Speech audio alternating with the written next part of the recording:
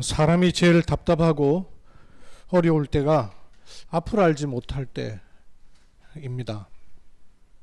앞을 알 것 같으면 점을 칠 필요가 없겠죠. 많은 종교에, 거의 대부분의 종교에 점을 치는 게 있어요. 근데 하나님 자녀는 점을 치지 않습니다. 왜냐하면 하나님 말씀이 완벽하기 때문에 그래요. 점을 친다는 말은 그 종교의 경전이 불완전하다 그 말이에요. 그죠? 앞을 알지 못하니까 알아맞혀 봐야 되겠고 알아봐야 되겠다는 것이죠. 하나님 말씀은 우리의 과거와 현재뿐만 아니라 미래까지도 정확하게 알리셨어요. 그래서 하나님 말씀을 마치 거울과 같이 자기를 볼 수 있다고 그랬습니다. 또 등불처럼 내 앞길을 인도하신다 그랬어요. 말씀에는 우리가 가야 될 정확한 길을 안내하고 있어요.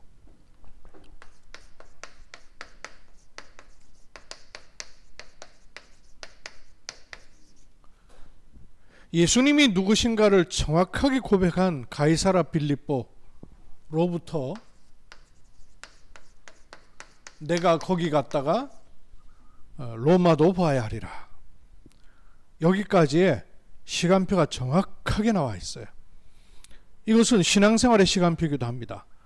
단순한 성경의 기록이 아니라 우리의 시간표이기도 해요. 이 안에 우리의 과거, 현재, 미래가 다 들어있어요. 이것을 제대로 보는 것을 가리켜서 24라는 겁니다. 이때 우리가 알 수 없는, 우리로부터 출발하지 않은 하나님의 힘이 주어지는 것을 25라 합니다. 25의 시간은 우리의 시간이 아니잖아요. 우리로부터 오는 시간이 아니에요. 위로부터 오는 시간입니다.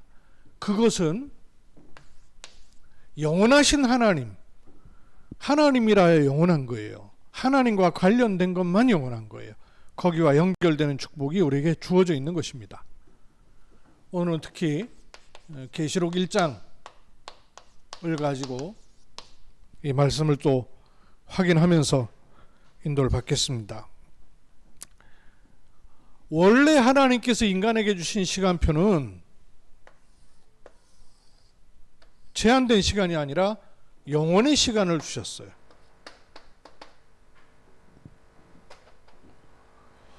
원래 인간 존재 자체가 그래요.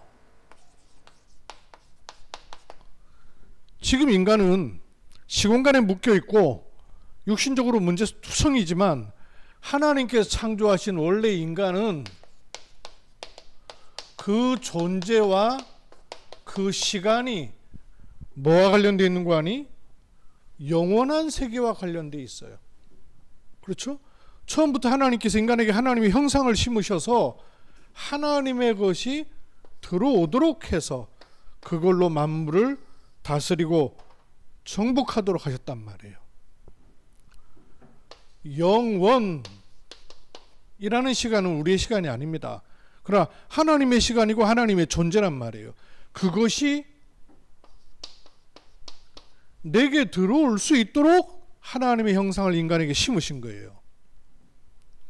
그것으로 말미암아서 인간은 24라는 삶을 살고 누릴 수 있도록 하나님께 주신 시간표예요. 요 시간이 되어야만 우리의 시간이 참으로 다스리고 정복하여 하나님께 영광 돌리는 시간으로 갈 수가 있는 거예요.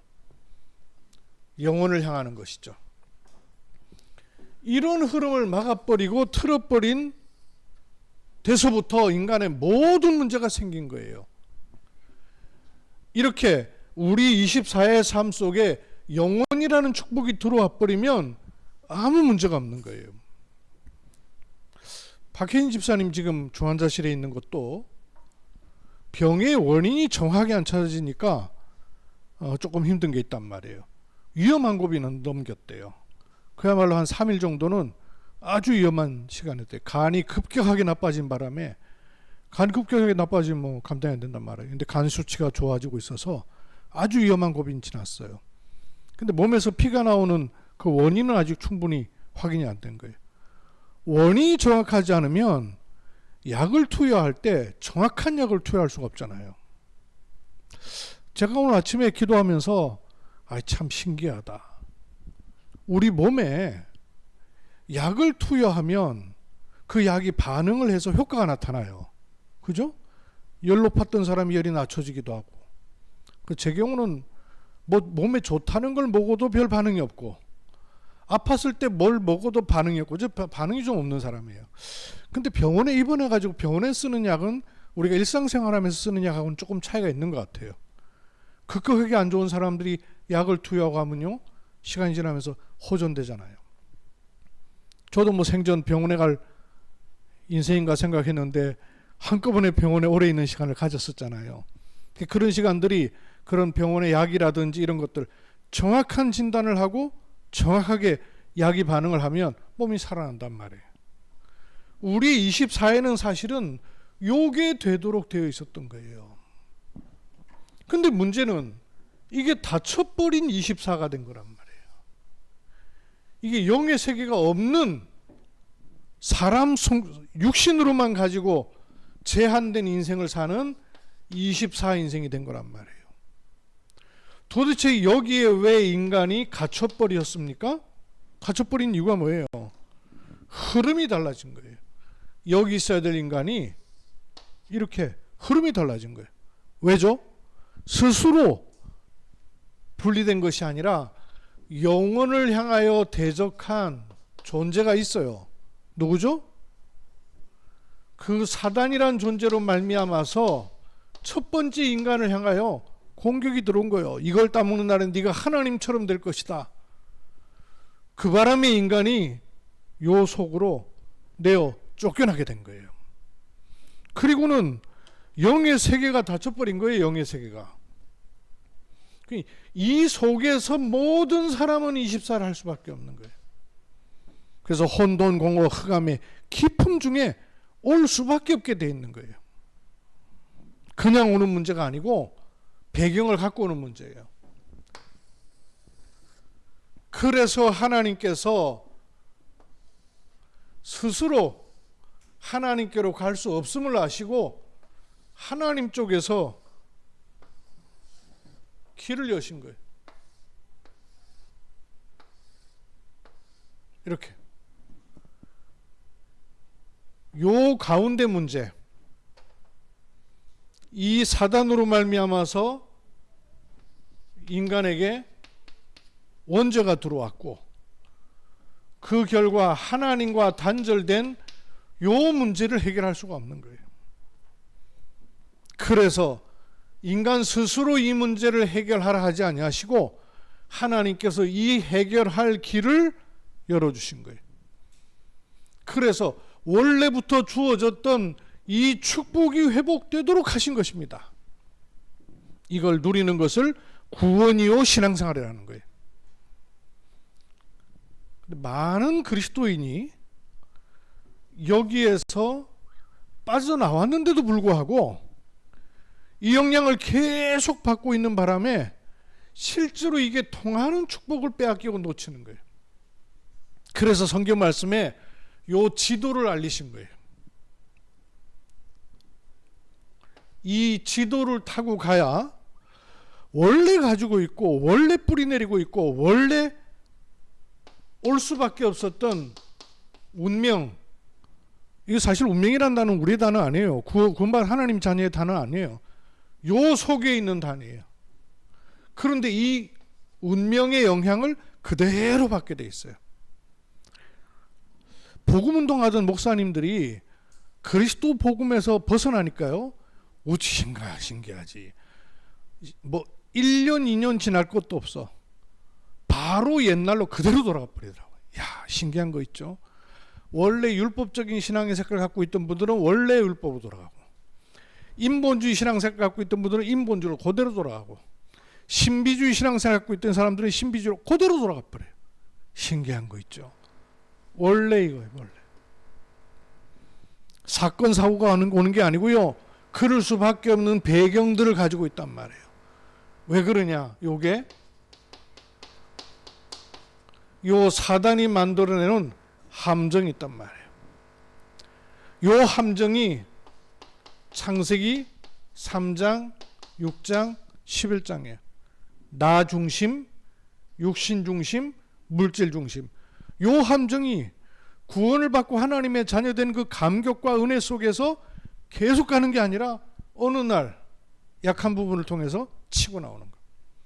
고질적으로 요게 깊이 각인 후벼 파가지고 새겨버린 거예요. 새겨져 있는 거예요. 나 중심이라는 게 새겨져 있는 바람에 아무리 해도 일로 가요. 함정으로만 있는 게 아니고요. 이게 틀을 뚝 만들어놨네. 그래서 사도행전 13, 16, 19장 각인된 건 시간 지나면 어떻게 돼요? 차곡차곡 뿌리 내리는 거예요. 요래 가지고 요게 꼼짝달싹 못하는 올무를 딱 만들어 놓은 거예요. 묶여 있단 말이에요. 움직일수록 더 아파요. 그래서 오는 게 인간에게 영적 문제입니다. 영적 존재인 인간에게 제일 먼저 오는 문제는 영적인 문제예요. 발버둥을 치려고 빠져나오려고 빠져나온다는 게 우상 문제. 우상이 형상을 깎아놓고 섬기는 것만이 우상이 아니고요. 나도 모르게 내 마음에 주인 되어 있는 거 다 우상이에요. 자녀도 우상됩니다. 돈도 우상됩니다. 미래도 우상이 됩니다. 상처도 우상이 됩니다. 그러니까 정신적으로도 사로잡히게 되는 거예요. 자꾸 잡혀. 생각, 마음이. 영혼으로부터 오는 생각, 마음에 사로잡힘이 있어야 되는데 거기에 매이지 않으니까 여기로부터 오는 생각, 마음에 사로잡힘이 자꾸 오는 거예요. 정신문제. 정신문제라는 게 약 먹어야 되고 병원에 갇히는 것만이 아니라 나도 모르게 자꾸 염려, 이게 상처 자꾸 잡힌단 말이에요. 이게 육신적으로도 삶의 영향을 왜 안 주겠어요? 줄 수밖에 없죠. 드디어 눈에 안 보이는 내세 문제까지. 안 살아봤잖아요. 그런데 영적인 존재이기 때문에 내세가 반드시 오거든요. 이게 후손에게까지 그대로 각인돼서 넘어가요. 왜? 체질되어 있단 말씀. 그리스도 안에서 이 운명을 바꿔버려야 됩니다. 그죠? 여러분, 가문의 운명을 바꿔버려야 돼요. 우리의 가정의 운명을 바꿔버려야 돼요. 요 운명이란 놈이 자꾸 어디까지 영향을 주냐면요, 인생과 삶 속에까지 자꾸 영향을 줘요. 그래서 멀쩡히 구원받고 하나님의 자녀돼서 복음을 계속 들으면서도 막상 문제가 딱 생기면 요 문제를 보는 눈이 헷가닥 돌아가 버려요. 고통이 오면 하나님의 자녀의 고통의 문제가 올 수 있어요, 없어요? 오거든요. 근데 문제는 보는 눈이란 말이에요. 이 배경을 가지고 고통이 오는 줄 아니까 당해버리는 거예요. 또 반대로 뭔 좋은 일 자꾸 생겨서 번영해요. 여기 또 속아버리는 거예요. 안 되는 대로 속고 잘 되는 대로 속아버려요. 이래서 하나님은 우리에게 복음을 주셨는데 복음이 아니라 종교 쪽으로 자꾸 가네. 바뀌는 복음을 받아놓고도 서기는 생각은 마음은 종교로 자꾸 가요. 이러니까 우상 숭배를 형상 깎아놓고 하는 게 아닌데 못 벗어나는 거예요. 우상. 복음으로 충만하지 않으면요, 우리도 모르는 사이에 여러분 우상이 나를 지배해 버립니다. 여러분 속에 우상 없습니까? 없는 것 같아요? 순간순간 들어와요. 우상이. 염려 우상 들어와요. 경제 우상 들어와요. 자녀 우상 들어와요. 삶의 문제 온단 말이에요. 그래서 하나님께서 가이사라 빌립보에서 로마까지 가는 그 여정에 24, 25 영혼을 언약의 길로 확정해 놔야 돼요. 가는 길입니다. 가이사라 빌립보에서 어떤 결단을 내렸는가? 기독교인이 너무나 많이 쓰고 있고 너무나 많이 아는 단어 아니에요. 그런데 실제로 모르고 있는 단어예요. 그리스도. 그리스도로 고백을 하는 것이 아니라 24, 25 영원을 누리는 겁니다. 그리스도로 24, 25 영원을 가는 그 길이 나의 길이 돼야 돼요. 이걸 가지고 흔들릴 수 없는 망대가 나한테 서해져야 됩니다.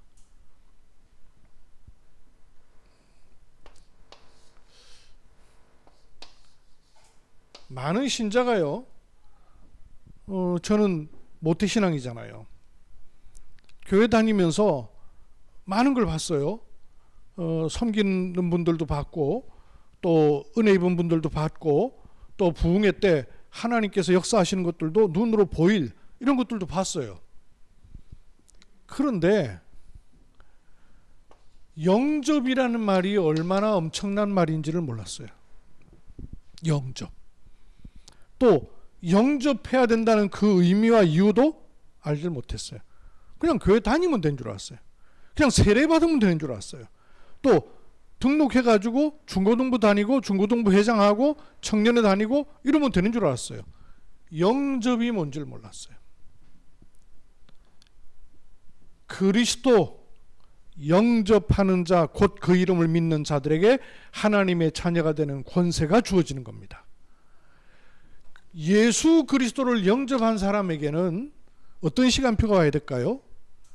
그 그리스도께서 주인 되시는 시간표가 반드시 있어 와야 돼요. 영접으로 그치는 것이 아니라 그 그리스도에 의하여 살게 되는 시간표가 와야 돼요. 그러면 어떤 시간표가 와지냐면 그 그리스도께서 역사하시는 시간표까지 우리의 삶이 가져야 운명을 바꿔버리는 거예요. 그리스도를 영접한다는 말은 무슨 말이냐면요, 신분이 바뀐다는 말이에요. 거기에 반해서 주인이 된다는 말은 권세가 주어질 뿐만 아니고 사용되어지는 것이에요. 예수 그리스도를 영접할 때 우리의 신분이 어떻게 돼요? 세 가지 말씀드렸죠. 예수 그리스도를 구주로 영접하는 순간 어떤 일이 내게 일어납니까?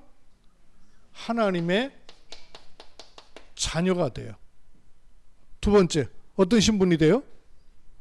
하나님의 자녀로 내 안에 눈에 보이지 않는데 성령이 들어오시게 돼요. 이거는 실상이에요. 실제예요. 나의 24가 영원의 주인 되신 그리스도께서 내 안에 들어와 성령으로 좌소하시는 거예요. 휴대폰에 칩이 심기듯이 성령께서 내 안에 심겨지는 거예요. 그러면 세 번째 어떤 신분이 돼요? 이때부터 뭐 할 수 있습니까? 기도를 할 수 있는 신분이 되는 거예요. 신분이 기도예요. 신분이. 기도를 많이 해서 응답받는 게 아니라 신분이 응답이에요. 요 신분으로 주인의 축복을 누리면 와지는 권세가 있어요. 신분과 권세 같은 건데 차이가 있어요. 누림의 차이가 있단 말이에요. 기도할 때마다 눈에 안 보여요. 근데 어떤 일이 납니까? 하나님께서 주의 천사를 보내사 하나님 나라의 일을 심부름하도록 하신단 말이에요. 여기에 들어가는 게 기도, 그리스도 24, 25 영원의 축복이란 말이에요. 기도할 때 눈에 안 보이는데 이 동네에 역사하고 있고 여기에 영향 주고 있는 흑암의 권세 꺾이는 시간입니다. 그 권세를 누리는 것이 주인된 축복이에요. 그게 그리스도로 24, 25시간이 되는 거예요. 그러면 우리의 배경이 시공간 초월하는 하나님 나라의 배경을 지금 끄집어 당겨서 누릴 수 있는 거예요. 그뿐만 아니죠. 그리스도의 증인으로 우리를요 세워나가신 거예요. 증인이에요. 이 주인의 축복을 신분으로부터 권세로 누리는 겁니다. 그뿐만 아니라 이 역사는 어디로 이어져야 될까요? 내 삶으로. 신분이 권세로 삶으로 이렇게 내려와줘야 돼요. 이 삶이 내려줄 수 있는 배경을 오늘 본문 말씀에 이렇게 말씀했어요. 본문 좀 띄워줘 보세요. 예. 7 교회에 요한이 편지하는데 뭐라고 말씀했어요? 전에도 계셨고, 전에도 계셨어요. 그리고 이제도 계셔요. 이제도 계셨고 전에도 계셨고, 계속 이어져 오는 거예요. 이분은 어떤 분이십니까? 장차 오실 분이에요. 이 전에도 계시고 이제도 계시고 장차 오실 이와, 그리고 그의 보좌 앞에 있는 7영, 보좌예요. 보좌의 7영. 보좌의 7영은 어떤 것일까요? 보좌의 7영. 보좌의 7영. 성경에 7 그러면 완전한 숫자예요. 그 7이라는 1영, 2영, 3영, 4영, 5영, 6영, 7영 너 있을 수가 있지만 완전하다 그 말이에요. 충분하다 그 말이에요. 부족함이 없는 하나님의 충만한 임재, 보좌의 하나님의 영, 하나님의 영, 그리스도의 영, 성령, 그렇죠? 보좌의 7영. 처음부터 하나님과 함께 하셨던 성삼위 하나님의 그 보좌의 7영, 성령이죠. 그리고 또 충성된 증인으로 죽은 자들 가운데서 먼저 나시고, 죽은 자들 가운데서 먼저 나시고, 땅의 임금들의 머리가 되신, 땅의 임금이 누구겠어요? 땅의 임금. 여기가 공중권세 잡은 자란 말이에요. 그렇죠? 여기가 하나님이 인간에게 주셨던 영역이었는데 쫓겨난 사단에게 자리를 빼앗겨 버리고 인간은 쫓겨났다니까요. 그래서 이 공중권세를 원래 하나님이 우리에게 주셨었는데 빼앗겨 버린 거예요. 그래서 이 공중권세 잡은 자가 뭐가 됐냐면 땅의 임금이 돼버렸단 말이에요. 사단은 영원한 세계의 주인이 아니고 땅의 임금이에요. 어떤 땅이겠어요? 요 땅의 임금인 거예요. 그렇죠? 요 땅의 임금인 거예요. 그런데 충성된 증인으로 죽은 자들 가운데서 먼저 나시고 땅의 임금의 뭐가 되셨다고요? 머리가 되셨다. 여러분, 몸이 발에 의해서 컨트롤돼요? 이 몸이 팔에 의해서 컨트롤돼요? 아니죠. 모든 몸은 머리에 의해서 컨트롤되는 거예요. 예수 그리스도, 땅의 임금들의 머리가 되신 예수 그리스도로 말미암아, 예수 그리스도로 말미암아. 이 그림이 그래서 정확한 그림인 거예요. 이제도 계시고 전에도 계시고 장차 오실 그와 보좌의 7영과 죽으셨다가 살아나신 예수 그리스도로 말미암아 우리에게 뭐가 임한다고요? 은혜와 평강이 너에게 있기를 원하노라. 요게 열려진 축복을 네가 누리길 원한다, 그 말이에요. 그렇죠? 그리고 우리를 사랑하사 그의 피로 우리 죄에서 우리를 해방하시고, 다음요, 그의 아버지, 이렇게 우리를 해방하시고 건져내신 이유가 뭐냐? 아버지 하나님을 위하여 우리를 뭐가 되게 했어요? 나라와 제사장으로 삼으셨다 그랬어요. 나라와 제사장으로 삼으신 이유가 뭘까요? 나라와 제사장으로 삼으신 이유가 뭘까요? 이유가 있겠죠. 왕을 세울 때는 왕 세운 이유가 있죠. 직분을 줄 때는 직분의 이유가 있죠. 왜 직분 줍니까? 그에 따른 일이 있다 그 말이에요. 나라와 제사장을 삼았다는 말은 그에 따른 일이 있다 그 말이에요. 그래서 그쪽으로 가는 삶이란 말씀이에요. 요거를 그리스도 24를 누림으로, 그리스도 24를 누리고 있으면 그리스도 25가 우리에게 임하게 돼 있단 말이에요. 그걸 기다리는 거예요. 그러면 그리스도 영원의 완전한 미래가 우리에게 삶으로 나타나는 것입니다. 그 흐름을 타는 것이 그리스도 24, 25 영원의 축복이에요. 이걸 가지고 내 삶에 일어나는 문제, 고통, 좋은 일처럼 보이는 속지 않아야 될 이유가 요걸 가지고 이걸 볼 수 있어야 되는 거예요. 그걸 가리켜서 두 번째, 보좌의 24, 25 영원이라 합니다.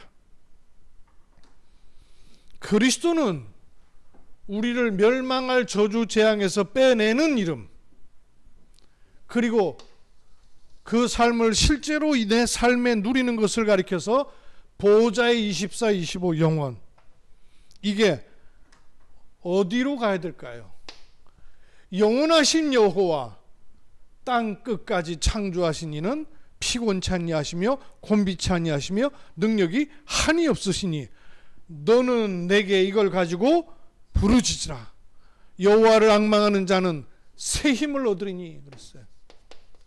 그래서 나의 땅 끝이라는 24, 25 영원을 보고 가야 돼요. 요게 지도예요. 가이사라 빌립보 그리스도, 마가다라빵 보호자 24, 25 영원, 로마도 보아야 하리라 나의 땅끝 24, 25 영원. 맞아요? 흐름을 찾아가시겠어요? 가이사라 빌립보 마가다라빵 로마까지 간 초대교회 성도들의 길이 나의 길이다 그 말이에요. 그럼 내 길의 시작은 뭐냐? 그리스도로 24, 25 영원하는 거예요. 그리고 끝날은 어디입니까? 나의 땅끝이 있어야죠. 나라와 제사장으로 나를 삼으셨으니까 나의 나라와 나의 제사장의 축복을 누릴 24, 25 영원이 그려져야 되는 거예요. 요 사이를 놓고 오늘 삶의 보좌에 서오는 24, 25 영원을 누리는 겁니다. 보좌의 24, 25 영원은 또 어떻게 누릴까요? 그리스도를 영접하고 주인 삼으면 삶에 역사하는 거예요. 그것처럼 이 보좌의 24, 25 영원의 망대가 내 안에 먼저 세워지는 거죠. 내 안에 보호자의 망대가 서는 거예요. 위로부터 임하는. 그러면 내가 가는 현장에 보호자의 망대가 서는 거예요. 이걸 함께 교회의 보호자의 망대를 24, 25 영원으로 세우는 겁니다. 이 축복을 우리가 주어져 있단 말이에요. 누릴 수 있도록 되어 있단 말이에요. 내 안에 보호자를 세우는 것을 특히 망대를 세우는 것이다 그래요. 내 안에 어떤 망대가 세우느냐에 따라서 보는 게 다 달라지잖아요. 그러니 기도 해성답을 받는 게 아니라 무슨 일을 뜩 만났는데 내게 망대가 옳게 세워져 있으면 얼마든지 넘어간단 말이에요. 어떻게 넘어가느냐? 그리스도 24, 25라는 것이 나의 망대가 돼버리면 된단 말이에요. 요게 망대가 된 사람은 문제를 만났을 때 문제부터 보는 것이 아니라 문제를 통해서 뭘 볼 수 있어요? 망대가 뜩 세워진단 말이에요. 문제를 통해서 망대 위에서 본단 말이에요. 보니까 이게 문제가 자꾸 일어난다는 말은 영적인 사실에 눈을 뜨고 보면 사단이 내게 그거 보면은 큰일 나기 때문에 못 보도록 자꾸 찝찝거리는구나 하는 눈을 뜨는 거예요. 문제에 뭐가 숨겨져 있기 때문에? 요거 답 숨겨져 있거든요. 그러니까 요걸 못 보도록 하려고 이걸 자꾸 부추겨 가지고 요걸 정확하게 못 찾아내도록 하는 거예요. 어렸을 때 소풍 가보면 보물찾기 해보셨죠? 보물찾기 해보면요, 그 보물 이렇게 숨겨놓을 때 그냥 이렇게 편하게 숨겨놓지 않잖아요. 전혀 없는 것처럼 해놓고는 딱 숨겨놓는단 말이에요.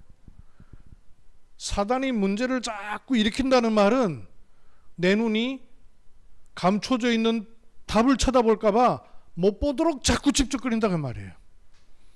요거 보는 눈을 열어야 돼요. 문제를 보는 것이 아니라 숨겨져 있는 답을 찾는 눈을 열어야 돼요.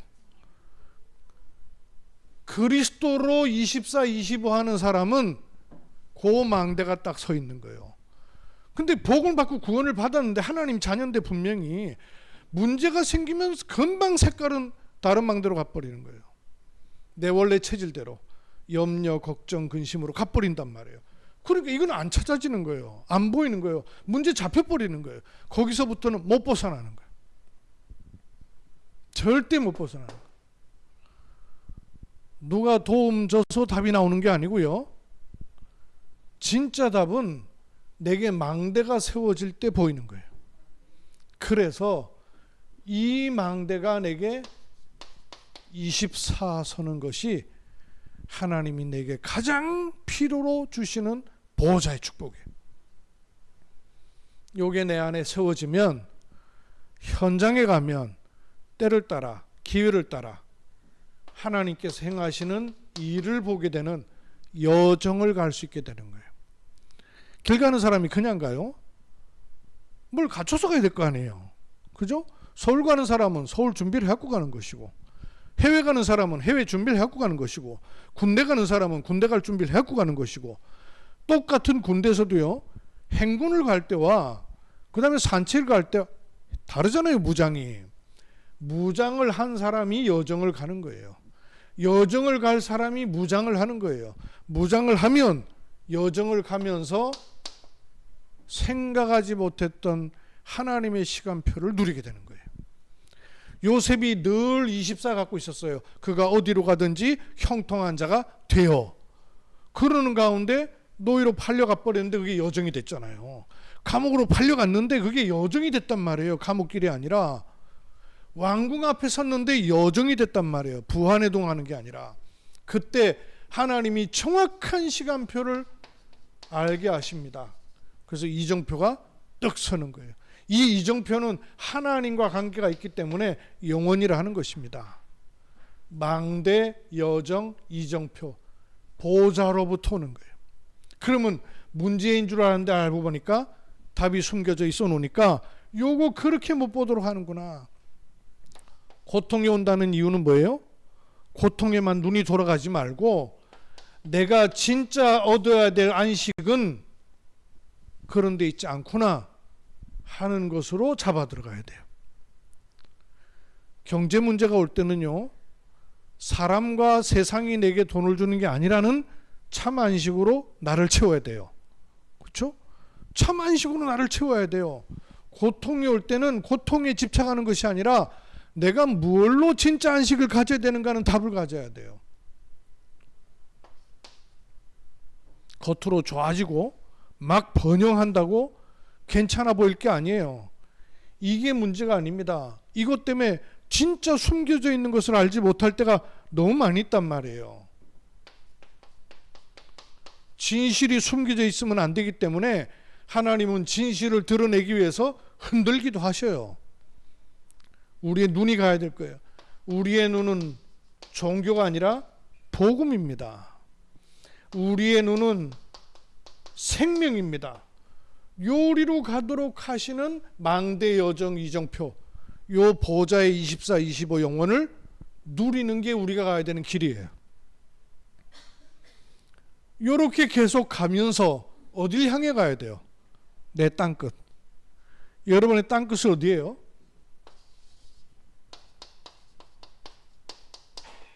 중직자의 땅끝은 이런저런 다 있지만 목회자, 선교사, 복음 전하는 전도자를 돕는 게 중직자의 땅끝이에요. 그래서 성경은 보호자, 동역자, 그리고 식주인, 복음 전하는 자의 보호자, 동역자, 식주인, 이게 중직자의 축복이에요. 중직자의 땅끝은 어디냐? 어디 가는 것도 필요하지만 복음 전하는 사람들의 전도자, 전도자가 복음 전하는 사람들의 땅끝이에요. 중직자의 땅끝. 렘넌트의 땅끝은 어디라든가요? 지난주 핵심에 나왔잖아요. 렘넌트의 땅끝은 미래를 준비하는 것이. 렘넌트는 미래의 사람이기 때문에. 또 성도들을 비롯한 우리 복음 전하는 전도자들, 전도자의 땅끝은 어디라 하셨어요? 병든 시대 치유해야 됩니다.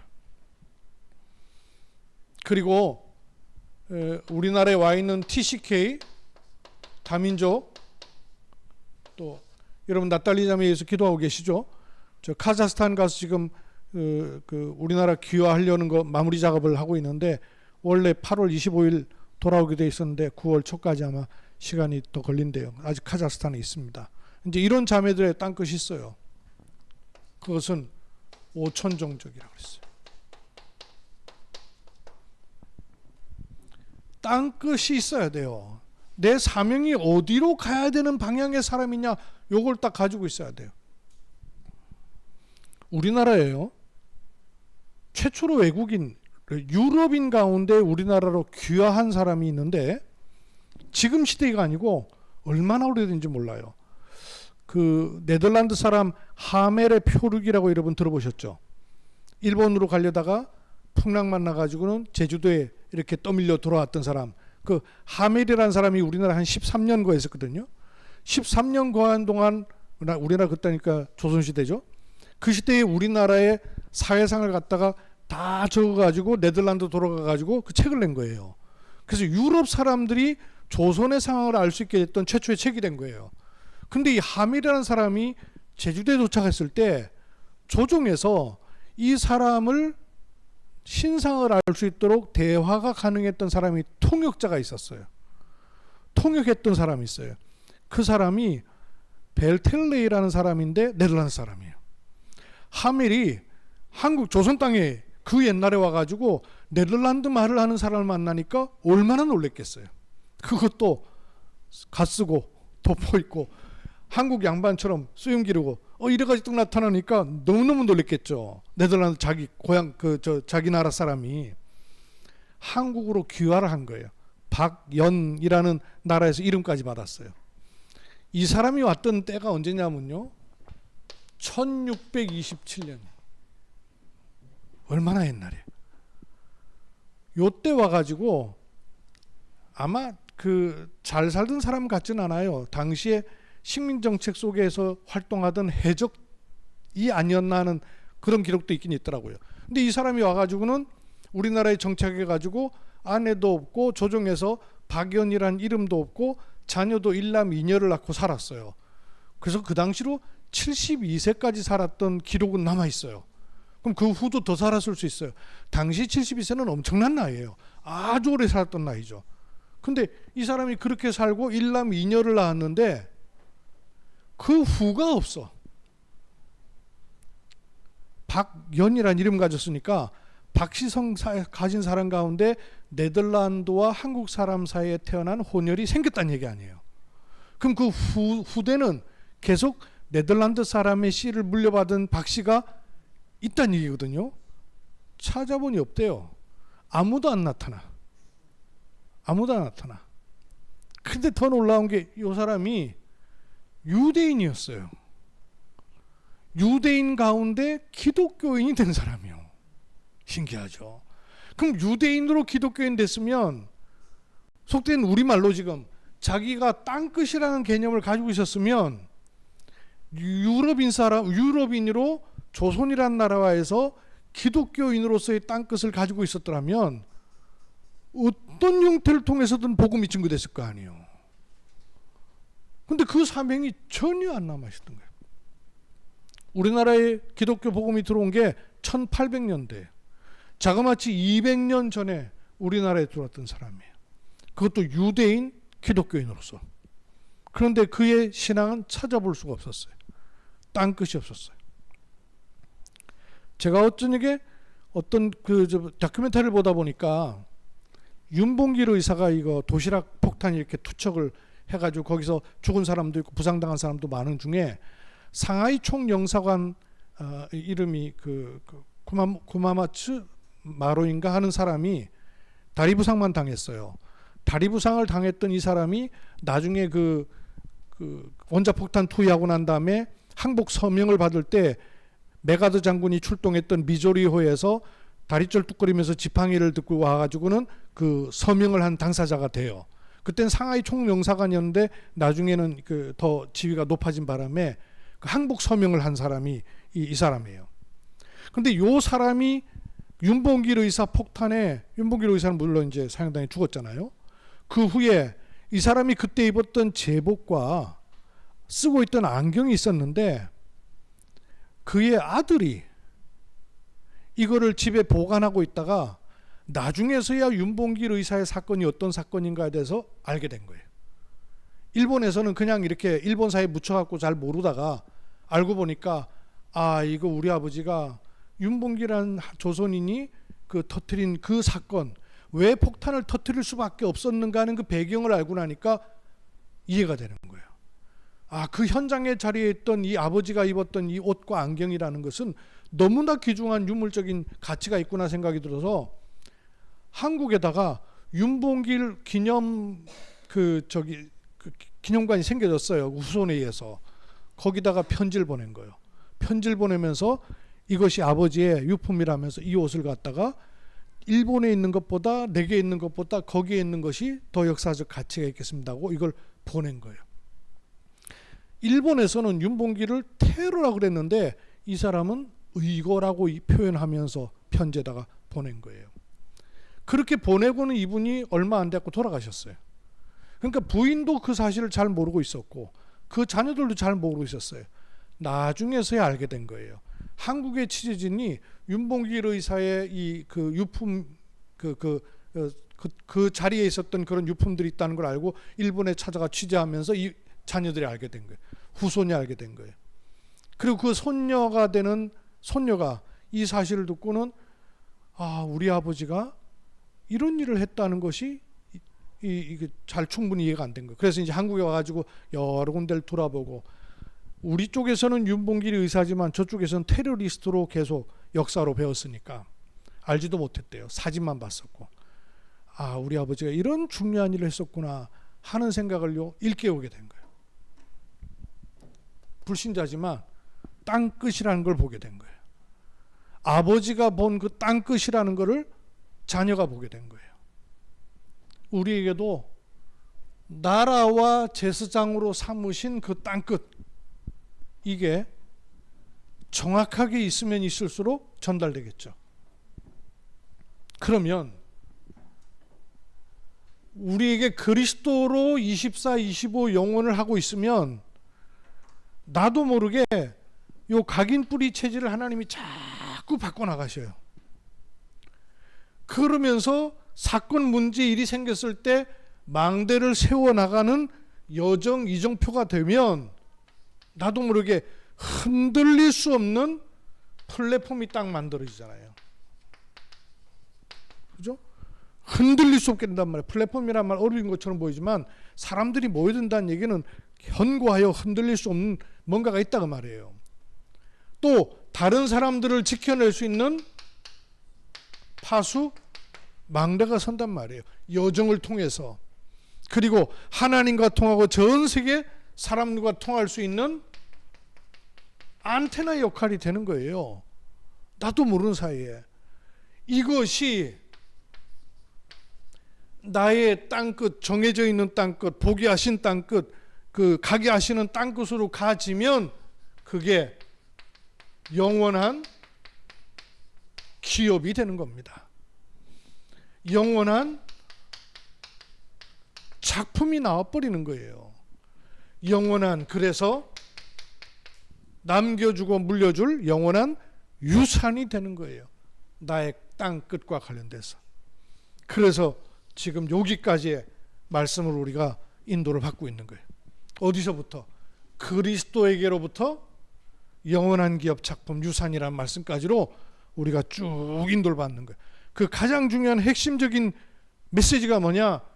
그리스도로 24, 25 영원, 보호자의 것으로 24, 25 영원, 그리고 어디로? 나의 땅끝을 두고 24, 25 영원. 이 길을 정확하게 여러분 놓고 오늘을 보고 미래를 보고 현장을 보는 이 눈을 계속 열어가는 은혜가 있기를 주의 이름으로 축복합니다. 하나님의 은혜를 감사드립니다. 우리를 어디서 불러서 어디로 가게 하시는가를 정확하게 가지고 지금 일어나는 일, 사건, 문제를 보는 영안을 밝혀 주옵시며 해석하는 눈을 열어주시고 볼 수 있는 길을 열어주시고 해안을 허락해 주옵소서. 영원한 힘을 가지고 땅끝까지 가는 믿음의 사람들, 증인들에게 허락하신 시간표, 그리스도로 24, 25 영원, 보좌의 24, 25 영원, 땅끝 24, 25 영원이라는 이 길을 오늘도 행복하게 가는 믿음의 사람들로 축복해 주옵소서. 특별히 중환자실에 있는 박혜인 집사님에게는 기도로 인하여서 치유받는 정도가 아니라 하나님께서 땅끝을 두고 허락하신 지금 시간표이오니 이것이 하나님이시는 증거가 되게 하옵소서. 주 예수 그리스도의 이름으로 기도하옵나이다. 아멘.